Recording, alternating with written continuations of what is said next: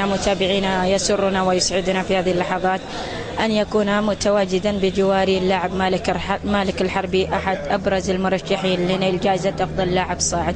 مالك الحربي، أرحب بك أولا عبر الشبكة الإعلامية. أهلا وسهلا بالشبكة الإعلامية.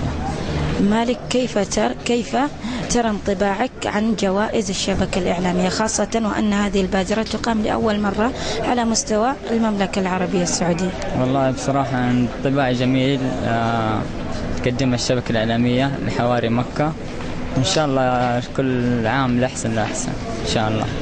كيف ترى دور الشبكة الإعلامية في تطوير رياضة مكة المكرمة بشكل خاص ورياضة المملكة بشكل عام؟ صراحة شكل دور الشبكة الإعلامية دور كبير بما ساهمت من إنجازات في تطوير كرة مكة وخاصة الكرة السعودية. مالك الحربي، قبل أن ترحل السؤال الأخير، كيف ترى حظوظك في الجائزة؟ متفائل أم متشائم؟ طبعا قبل الإعلان عن من هو الفائز. إن شاء الله متفائل إن شاء الله. طيب، شاكرين لك مالك الحربي تواجدك معنا. إذا كان معنا اللاعب مالك الحربي، لاعب فريق القلعة، واحد أبرز المرشحين لنيل جائزة أفضل لاعب صاعد.